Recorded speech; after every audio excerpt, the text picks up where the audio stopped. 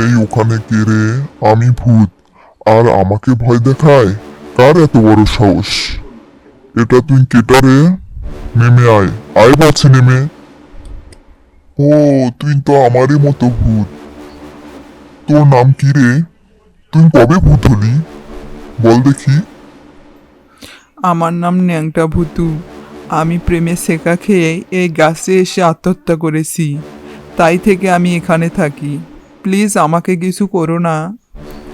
ও, প্রেম case. এটা একটা জটিল কেস। এই কেসে এখন প্রায় মানুষ মরে ভূত হচ্ছে। আচ্ছা, তোর প্রেমের কাহিনীটা বল দেখি একটু শুনি। আমি স্কুলের এক মেয়ের প্রেমে পড়েছিলাম। আমি তাকে প্রস্তাব দিয়েছিলাম, সে রাজি হয়েছিল। এরপর প্রায় দিনে তাকে নিয়ে ঘুরতে যেতাম এবং নতুন নতুন গিফট কিনে দিতে হতো।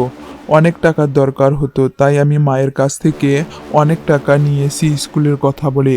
বন্ধুদের কাছ থেকে অনেক টাকা ধার করেছি। এরপর মায়ের হাঁস মুরগি ছাগল পর্যন্ত চুরি করে বেচা শুরু করেছিলাম। কিরে, থামলি কেন? তারপর কি হয়েছিল বল। পরে একদিন আমি দেখি ওই মেয়ে অন্য এক ছেলের সাথে বেরাচ্ছে। আমি তাকে গিয়ে হাতে নাতে ধরলাম। সে আমাকে বলল যে তোমার সাথে আমার ব্রেকআপ। কোনো কারণ পর্যন্ত বলল না। আমি অনেক চেষ্টা করলাম তাকে মানানোর, কিন্তু পারিনি। বাড়ি এসে দেখি মাকে বাবা বকাবকি করছে, মা কান্নাকাটি করতেছে। তাই তুই রেগে এই গাছের সাথে ঝুলে পড়লি? একবারও মা বাপের কথা ভাবলি না? আমি ভুল করেছি।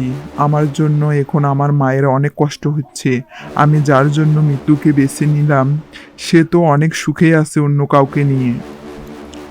মানুষ দুনিয়ায় ভুল করলে ক্ষমা পায়, কিন্তু মরার পর কোনো ক্ষমা হয় না। আয় এখন আমার সাথে আয়, তোকে অন্য সব ভূতের সাথে দেখা করিয়ে দিই। এখানে তোর মতো প্রেমে শেখা খেয়ে অনেক ভূত আর ভূতনি রয়েছে। তুই তাদের মতো একজনকে ভূতনিকে পছন্দ করে বিয়ে করে সংসার কর। দেখিস পৃথিবীর সবকিছু ভুলে যাবি।